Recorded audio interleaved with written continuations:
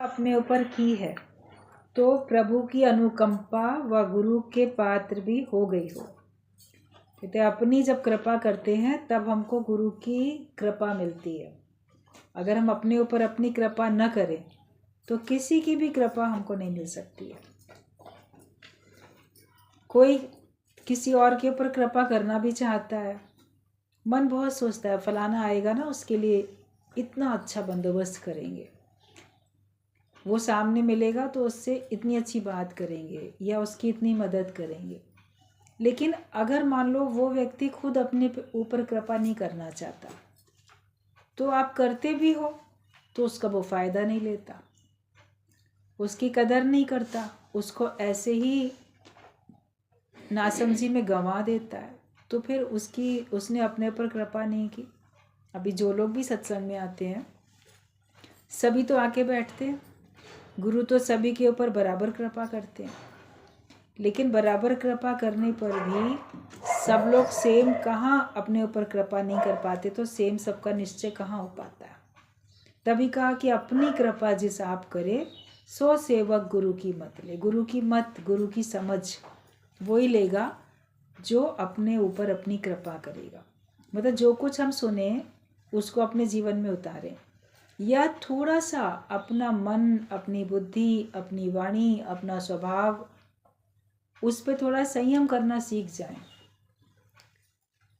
बोलते wait and watch, इंतज़ार करो और केवल देखो कि भगवान आगे क्या कर रहे हैं।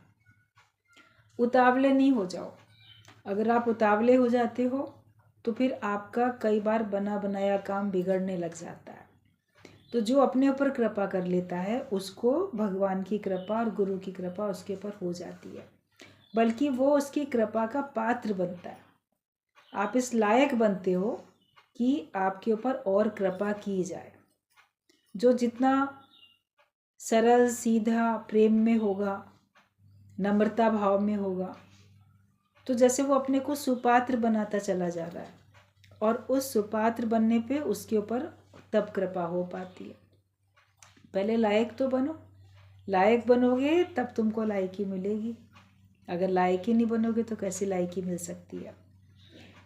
तो जिसने अपनी कृपा अपने ऊपर की, तो वही लिखा है कि अपनी कृपा अपने ऊपर की है तो प्रभु की अनुकंपा व गुरु की पात्र भी हो गई हो। मतलब भगवान की भी कृपा तुम्हारे ऊपर हो रही है और तुम गुरु की कृपा के पात्र बन गए हो, जिसने अपने ऊपर अपनी इतनी कृपा की है।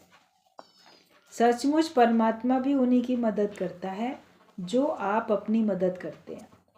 अगर आप अपनी मदद खुद करते हो तो भगवान भी तुम्हारी मदद करता है, और वरना भगवान भी तुम्हारी मदद नहीं करेगा। भगवान ने मदद की, मनुष्य शरीर दे दिया। भगवान ने मदद की, सत्संग, सच्चा सत्संग, सच्चे गुरु से हमारी भेंट करा दी। लेकिन अगर हम अपने ऊपर नहीं करते हैं, ज्ञान को जीवन में नहीं उतारते हैं, तो वो फिर व्यर्थ चली जाती है। न जाने कितने लोगों को आपने कहा होगा कि सत्संग में आओ, उनको सत्संग का पता भी चला होगा लेकिन वो नहीं आए, तो उन्होंने अपने ऊपर कृपा नहीं की ना, तब तो लाभ नहीं मिला। वरना मनुष्य जन्म भी था और सत्संग भी था। चाहते तो कहाँ से कहाँ अपना जीवन ऊंचाई पर लेके जा सकते थे, लेकिन उन्होंने अपने पर कृपा नहीं की। तो जो अपने पे कृपा करते हैं तो भगवान और आगे आगे मददगार होते हैं। जितना आप कदम ज्ञान में आगे बढ़ाते हो, आप देखोगे आपको रास्ता उतना और अधिक मिलता जाता है, और अधिक आप अपने ऊपर देखते हो कि भगवान की मेहरबानी होती जा रही है।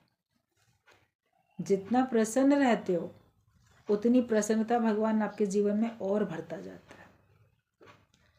और शिकवे शिकायतों में पड़े रहोगे तो शिकवे शिकायतें ही हर समय आपके सामने रहेंगी, और वैसे ही परिस्थिति आपको दिखेगी। यहाँ भी कमी, यहाँ भी कमी, ये भी बात खराब, वो भी बात खराब। तो हमें अपनी मदद करनी है, और परमात्मा भी उन्हीं की मदद करता है जो आप अपनी मदद करते हैं। आज सत्संग में बात चली कि भगवान अपने प्यारों के आगे इतनी रुकावटें क्यों भेजता है। भगवान इतनी रुकावटें क्यों भेजता है अपने प्यारों के आगे? कई बार लोग कहते हैं ना कि हम तो भगवान की भक्ति करते हैं, हम तो पूजा करते हैं, हम तो सत्संग में जाते हैं, फिर हमारे ऊपर इतनी परेशानी क्यों आती है, फिर इतनी दिक्कतें हमारे ऊपर क्यों आती हैं? तो हमने कहा पार्लियामेंट में ऑपोजिट पार्टी से ही तो बल मिलता है, और परीक्षा ना हो तो फिर क्लास आगे कैसे मिले? पार्लियामेंट में जो सरकार चल रही है और उसके विपक्ष वाले भी तो बैठते हैं, बल्कि वो रुकावट डालते हैं, विघ्न डालते हैं या क्रिटिसाइज करते हैं। अति कोई करता है वो तो बात अलग है, लेकिन ये पता है कि ये विरोध करेंगे। सही बात में विरोध करो तो ठीक बात है, लेकिन किसी ने आदत बना ली होती है विपक्ष ने कि हमको हर बात में, विपक्ष वालों ने, कि हमको विरोध करना ही करना है। उसमें फिर उन्नति नहीं हो पाती। समस्या को, जैसे व्यवस्था को बनाने में ही पूरा समय चला जाता है।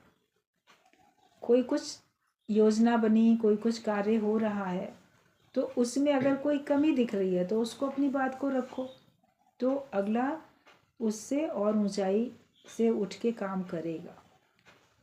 तो पार्लियामेंट में ऑपोजिशन पार्टी भी तो बैठती है कि ये अपनी मनमानी अकेले ना कर सके, तो बल्कि उनसे बल मिलता है कि हम एक भी काम ऐसा ना करें कि ये लोग हमको टोकें या कहीं हमारी कमी सबके सामने आए तो और अच्छा करके दिखाएं, वरना इन लोग को मौका मिलेगा हमारी कमियां ढूंढ के बखान करने का, तो अपने को हम और अच्छा बनाते चले जाएं। तो जब कोई सामने विरोधी होता है तो बल्कि कोई आपको रोकने टोकने वाला या आपको ऑब्जर्व करने वाला, चेक करने वाला कोई होता है, तो और ज़्यादा सुजाग सावधान हो जाते हो ना। कोई आपके सर पे है ही नहीं तो मनमर्जी चलोगे, लेकिन आपके ऊपर से कोई आप पे निगाह रखने वाला हो तो बल्कि उसके कारण से आप और अच्छे बन के चलते हो। संसार में भी आप देखो, घर में, परिवार में, कहीं भी आपको लगता है कि मेरे ऊपर कोई कुछ कहने सुनने वाला नहीं है तो मैं कुछ भी करूं, उसमें गलत रास्ते पे भी चले जाते हैं। लेकिन जब होता है कि ये चारों तरफ से लोग हमको इतना देखने वाले हैं, टोकने वाले हैं, तो लगता है कि कहीं और सुजाग रहें कि हमें किसी को कुछ कहने का मौका देना नहीं है। ऐसा किसी को मौका ही ना मिले जो कि हमको कोई बात कह सके, टोक सके। गुरु भी हमको इसीलिए टोक के इतना अच्छा बना देता है कि ताकि जगत वाले हमको ना कह सके। जैसे जो अच्छी माँ होती है वो अपने बच्चे को सख्ती करके टोक के सुधार देती है।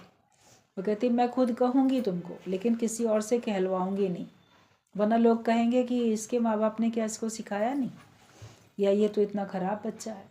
तो कोई और तुमको ना कह सके इसके लिए वो खुद ही कह देती है। और अगर वो टाइमली ना कहे तो बाद में वो बच्चे ही बोलेंगे तुमने हमको पहले से क्यों नहीं सुजाग किया, तुम्हारी गलती, जब हम गलत रास्ते पर चल रहे थे तुमने हमको रोका क्यों नहीं, टोका क्यों नहीं। तो वो पहले ही कह देती है। फिर बड़े हो जाते हैं, नहीं सुनना चाहते हैं तो छोड़ देती है कि ठीक है, अब ये अपनी मर्जी के मालिक हैं और अपने कर्मों के जिम्मेदार ये स्वयं है, अब मेरे ऊपर दोष नहीं आएगा। बच्चा छोटा है, बिगड़ता है तो माता पिता पे दोष आता है, बड़ा होके बिगड़ता है तो उसके माता पिता पे ऐसे दोष नहीं आता। थोड़ा आता है कि इन्होंने शुरू से अच्छे संस्कार नहीं दिए, लेकिन फिर भी लगता है कि क्या परिवार में सभी को अच्छे संस्कार नहीं है, यही क्यों खराब निकला, ये गलत संगत में पड़ा, गलत स्वभाव रखा इसने तो ये खराब बन गया। तो दोष फिर उसी के ऊपर आता है, वो अपने कर्मों का जिम्मेदार खुद होता है। तो ये नहीं सोचो कि हम सत्संग में आए हैं, भगवान के कार्य में लगे हैं तो हमारे जीवन में दुख, परेशानी इतनी सब क्यों आती हैं। ये इसीलिए आती हैं ताकि हम और ऊंचे उठें। परीक्षा ना हो तो फिर क्लास आगे कैसे मिलेगी। तो जीवन में परीक्षाएं तो आती रहती हैं, तभी तो क्लास हमको आगे से मिलती है, ऊंचे उठते हैं। दुख दारू सुख रोग भया, जो दुख है वो हमारे लिए दवाई है, और जो सुख है वो तो हमारे लिए बीमारी का रूप है। जिसको जितने सुख मिलते हैं ना, समझो वो उतना ज़्यादा बीमार है, क्योंकि उन सुखों में वो अटका हुआ है। एक बार राम तीर्थ अपने को राम बादशाह बोलते थे। तो एक बार किसी ने उनसे पूछा, आप अपने को राम बादशाह कहते हो, आप कहाँ बादशाह हो? वे जो राजा होता है, बादशाह होता है, तो वो तो बहुत अलग होता है। तो उन्होंने पूछने वाले से हंस के कहा, बादशाह तुम किसको कहते हो, राजा किसको कहते हो? बोले राजा वो होता है जिसके पास एक बड़ा सा राज्य हो, खूब धन दौलत हो, सेना हो, उसके पास सब कुछ हो, तो वो राजा कहलाता है, उसकी हुकूमत चलती है सब तरफ। तो उन्होंने कहा कि मैं अपनी काया नगरी का राजा हूँ। एक तो बाहर की नगरी हो गई, ये बाहर का नगर है, ये इस नगर का राजा है। लेकिन जो परमात्मा ने मुझे ये काया, ये देह दी, मैं इस काया नगरी का राजा हूँ।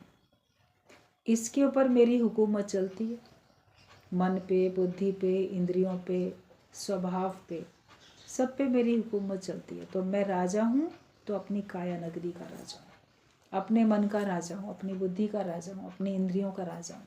मैं इनका गुलाम नहीं हूँ। लोग तो अपने स्वभाव के गुलाम, मन के गुलाम, बुद्धि के गुलाम, आदतों के गुलाम, इंद्रियों के गुलाम। तो मैं इनको जीत के बैठा हूँ, इसलिए मैं अपने को राजा बोलता हूँ। और दूसरी बात यह है कि मैं बीमार नहीं हूँ, इसलिए मैं अपने पास रानी और संतान और पैसा, नौकर चाकर, ये सब नहीं रखता, कि मैं बीमार नहीं हूँ। तो पूछने वाले ने कहा, इसमें बीमारी की क्या बात है? बोले मान लो तुम जाओ किसी के घर में मिलने के लिए और वो बीमार है, तो तुमको कैसे पता चलेगा वो बीमार है? कि वो अपने बिस्तर पर लेटा है या बैठा है और वहाँ पे टेबल पे बहुत सारी दवाई की शीशियाँ रखी हुई हैं, तो तुम समझ जाओगे कि ये बीमार है। इसको ये पीने वाली मिक्सचर भी, ये दवाई भी पीनी है, खाने वाली दवाई भी खानी है, रंग बिरंगी तमाम गोलियाँ रखी हैं, कैप्सूल रखे हैं, ये सवेरे, दोपहर, ये शाम, ये ऐसे ऐसे खाना पीना है। तो अगर कोई बिस्तर पे लेटा हो, उसके सिरहाने इतनी दवाइयाँ तुम रखी देखोगे, तो तुम समझ जाओगे ना कि ये बीमार है। तो मेरे को कोई बीमारी नहीं है, तो जो विकार हैं, विषय हैं, विकार हैं, यही बीमारियां हैं। तो इसलिए मैंने इनके लिए दवाइयाँ रखी नहीं। वे बुखार है तो उसकी दवाई रखते हो, खांसी है तो उसकी दवाई अलग रखते हो, कहीं दर्द है तो उसकी दवाई अलग रखते हो। तो बोले मेरे को कामना की बीमारी नहीं है, इसलिए मैं रानियाँ नहीं रखता। क्रोध की बीमारी नहीं है, तो मैं नौकर चाकर नहीं रखता। लोभ की बीमारी नहीं है, तो मैं धन दौलत नहीं रखता। मोह की बीमारी नहीं है, तो मैं अपने सगे संबंधी बाल बच्चों को अपने साथ नहीं रखता। और अहंकार की बीमारी नहीं है, तो मैं कोई सेना नहीं रखता। बीमारी नहीं होगी तो दवाई की शीशी नहीं रखी जाएगी ना। बीमारी होगी तो उसको दूर करने के लिए रखी जाएगी। लेकिन संसार में वो दूर होने से भी दूर नहीं होती है। जो हम समझते हैं कि हमको कामना है, तो कामना हमारी पूरा करने से पूरी हो जाएगी। बोलते कामनाओं की पूर्ति कामनाओं को स्फूर्ति देती है और उसको बल मिलता है।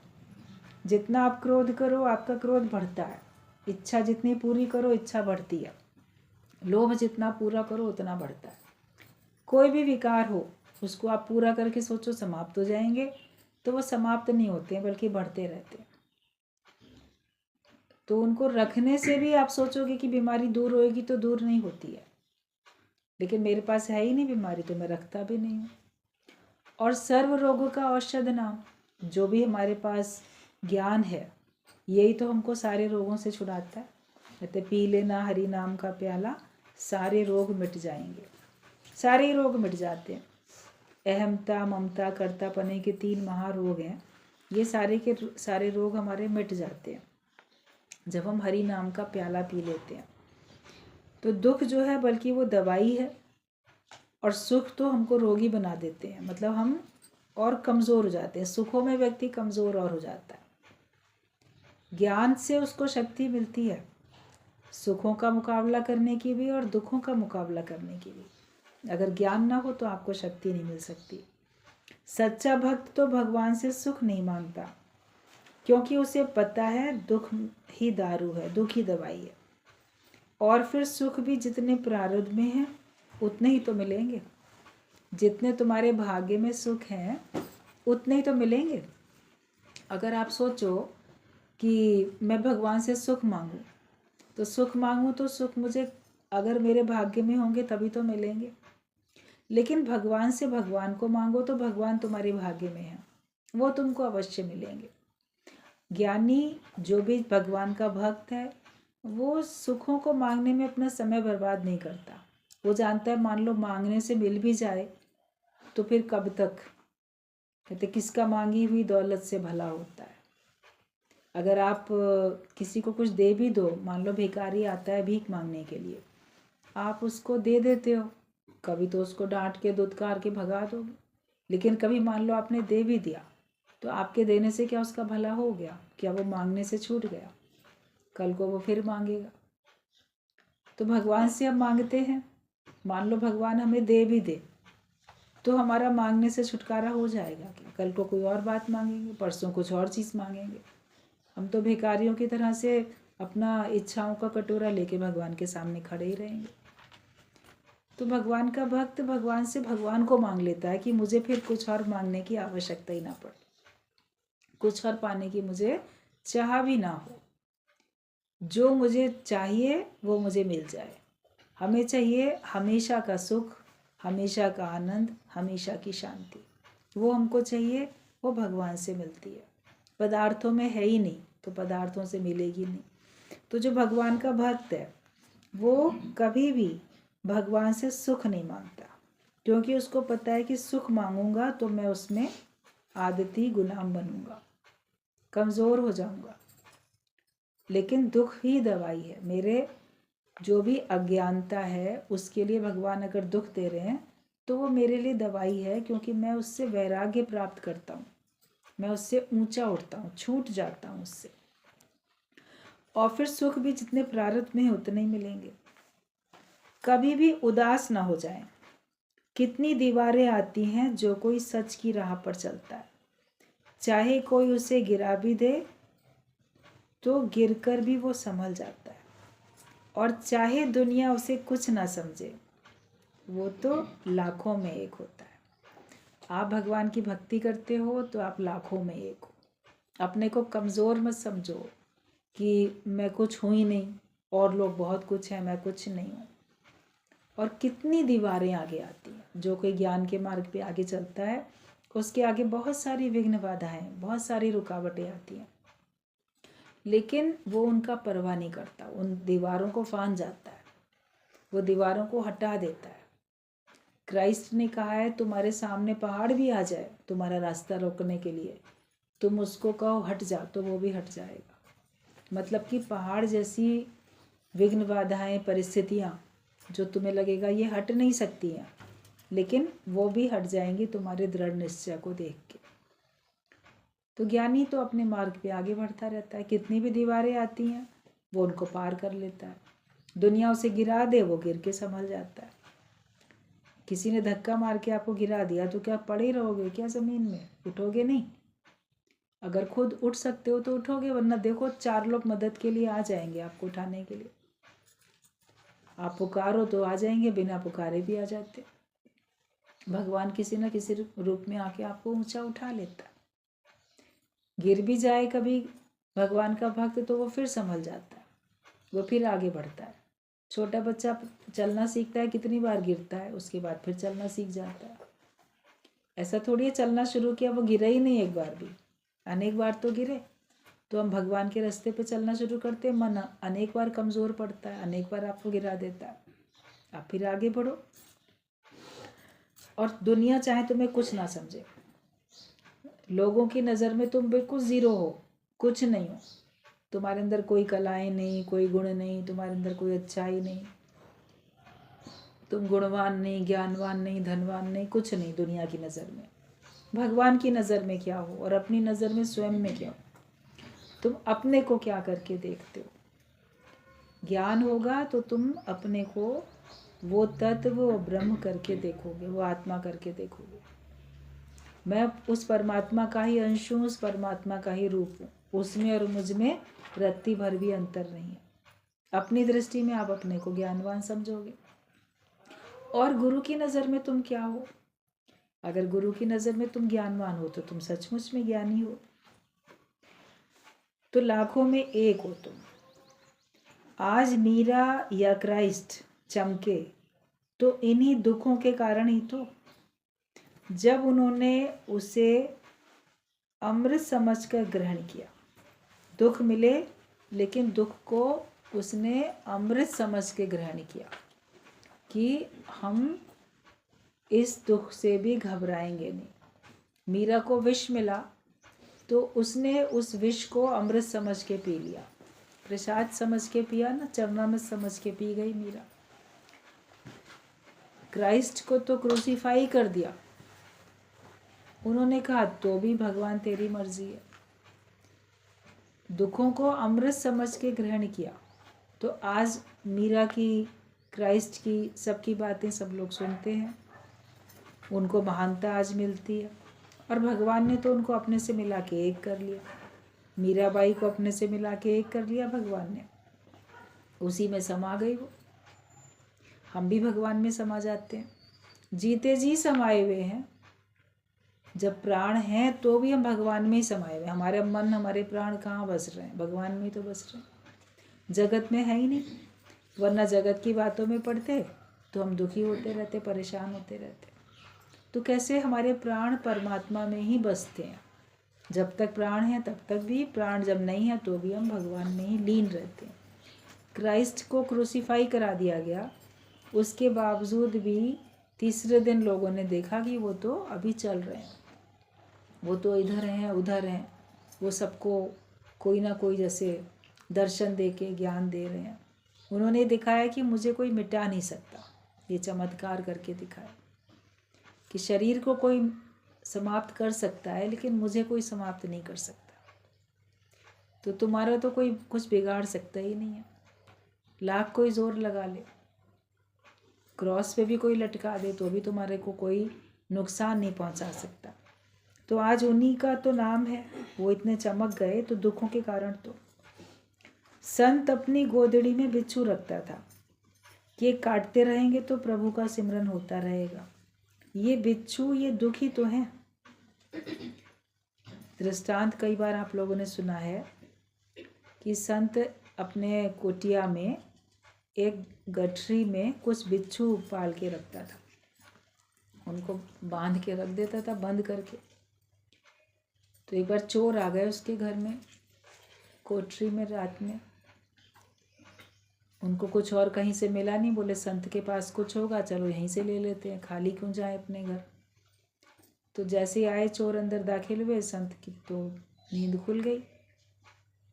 अभी सोया ही नहीं था, अभी बैठा ही था। वो तो रात्रि जागरण करते हैं संत, तो बहुत देर रात तक जागते हैं।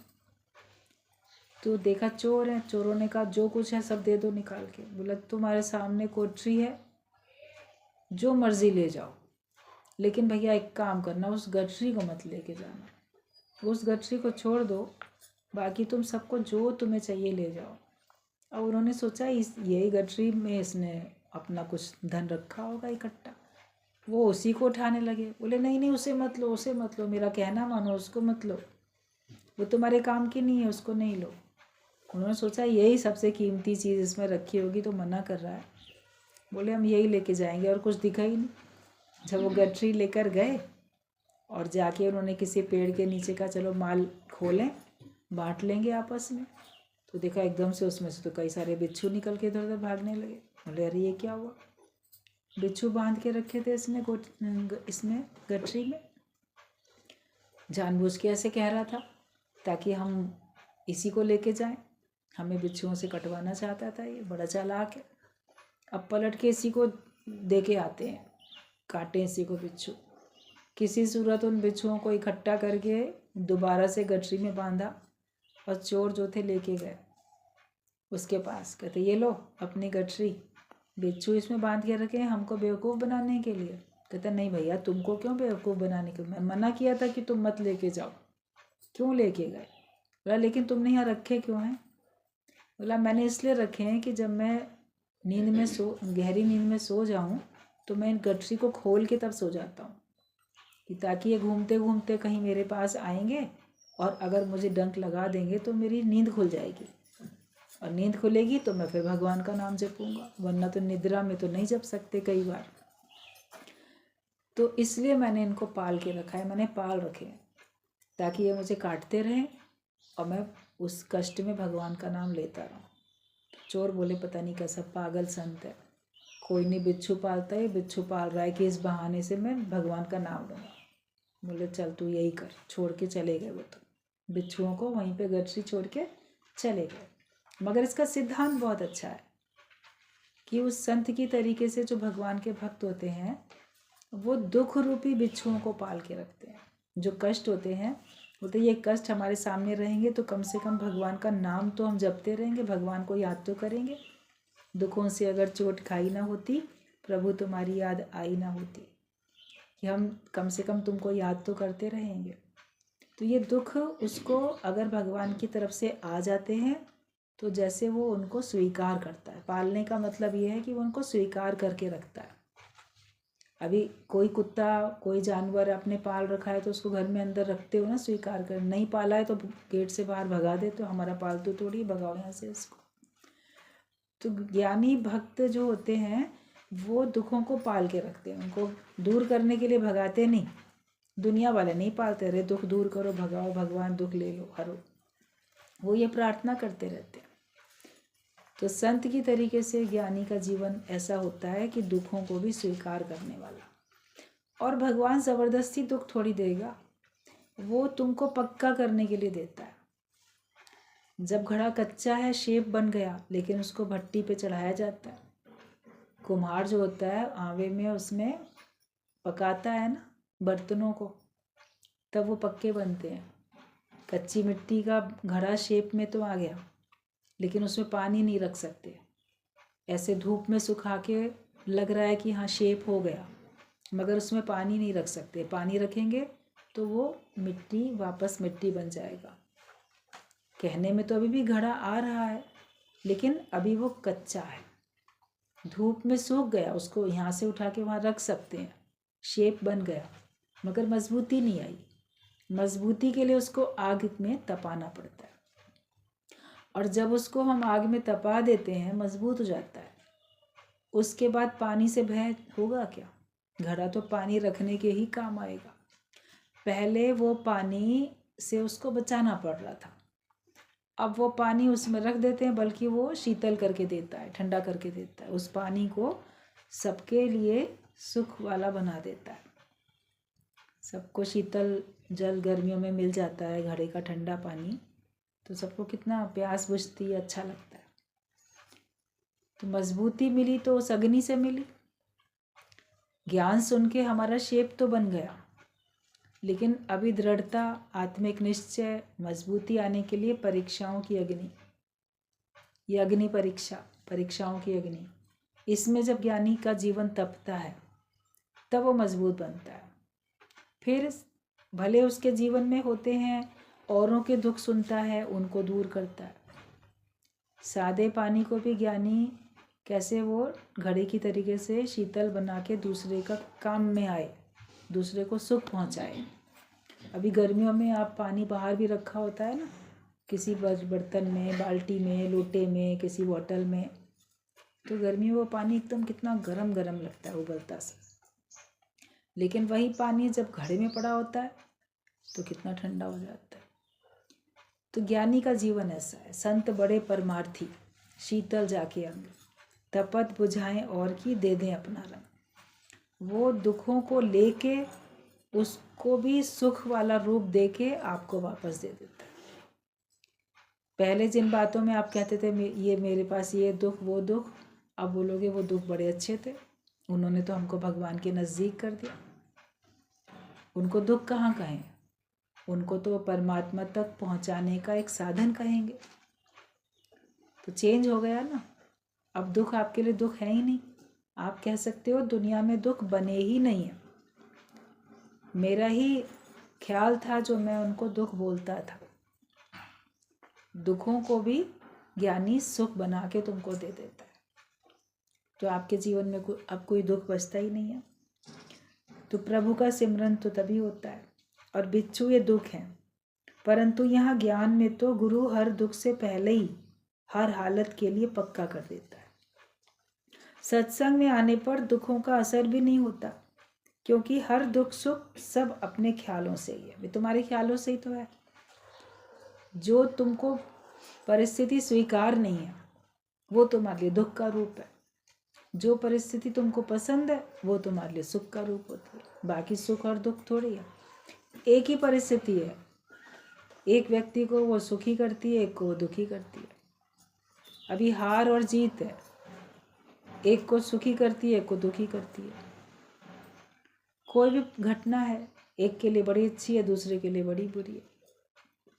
तो हमारा ख्याल ही तो है। जिस परिस्थिति ने हमारे को सुख दिया, हमको लगा कि हाँ ये मेरे मन के मुताबिक बात हो गई, तो ये बड़ा हमारे लिए सुख हो गया। ज्ञानी के लिए हर बात मन के मुताबिक होती है, इसलिए बोलता है कि सब सुख ही सुख है।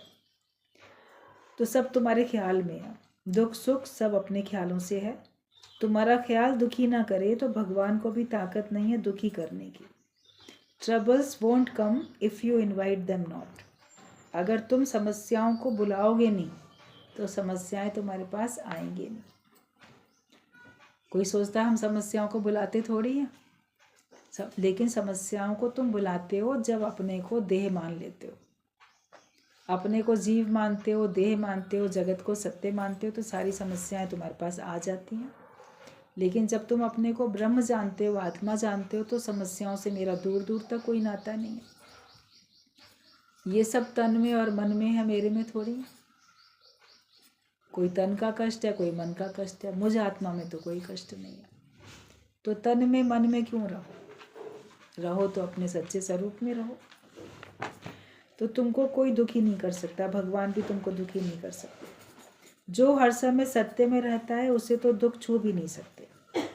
सुखों में ही ज्ञान पक्का कर लें तो दुख काहे को है। अगर तुम सुखों में ज्ञान पक्का कर लोगे तो फिर दुख तुम्हें क्यों होगा। तभी कहा ना कि आप दुख में सुमिरन करते हो, सुख में कर लो तो दुख तुम्हारे पास आएगा ही नहीं। कई लोग सोचते हैं जब परेशानी होगी ना तब जाएंगे, बीमारी होगी तब तो दवाई खाएंगे, लेकिन prevention is better than cure. पहले से सुजाग सावधान रहोगे तो तुम्हारे पास बीमारी आएगी ही नहीं। अभी बच्चों को पोलियो ड्रॉप्स पहले ही पिला देते हैं कि इनको पोलियो ना हो जाए। बहुत सारी बीमारियों के लिए आपको पहले से ही इलाज सावधानी करा दी जाती है कि वो समस्या तुम्हारे सामने आए ही नहीं। तो ज्ञान पहले से ही पक्का कर लो तो दुख तुम्हारे पास आएंगे ही नहीं, समस्याएं तुम्हारे पास आएंगी ही नहीं। जो ज्ञानी होता है उसके लिए दुख नहीं होता, अज्ञानी व्यक्ति के लिए ही जीवन में दुख होते हैं। ज्ञानवान बनने के लिए कोई खास मेहनत थोड़ी करनी पड़ेगी, कोई हल नहीं चलाना पड़ेगा, कोई मेहनत नहीं करनी पड़ेगी। केवल समय दे के बैठ के वचनों को मानना पड़ेगा और उसमें जो दिक्कत परेशानी आती है उसके लिए बात करो, उसके लिए पूछो। तो दुखों से घबराओ नहीं, परेशानियों से घबराओ नहीं, दुखों का वर्णन भी नहीं करो, चिंतन भी नहीं करो, लेकिन ज्ञान को सुनो, उसी का श्रवण करो, उसी का मनन करो और उसी पर स्थिति बनाओ। समय तो उतना ही है, 24 घंटे आपके पास हैं, 24 घंटे ब्रह्मज्ञानी के पास होते हैं। वो अपने समय का कैसे सदुपयोग करता है, आप अपने समय का कैसे उपयोग करते हो। हर समय जो बातें हमें कष्ट देती हैं उनको सोचना नहीं है, उनसे कैसे उबर जाएं उसके लिए सोचना है। समस्या के बारे में सोचने से समस्या दूर नहीं होगी, समस्या को दूर कैसे किया जाए उसका कुछ हल निकालने में बुद्धि चलाओगे तो वो समस्या दूर होगी। कुछ बातें भगवान पे छोड़ देनी चाहिए, समय पे छोड़ देनी चाहिए, कुछ बातों के लिए गुरु से पूछ के युक्ति ले लेनी चाहिए। फिर गुरु जैसी भी युक्ति बताए उस हिसाब से चलोगे तो आपका जीवन दुखों से छूट जाएगा और आप सुखी होते जाओगे। इतना अच्छा उदाहरण लगा पोलियो।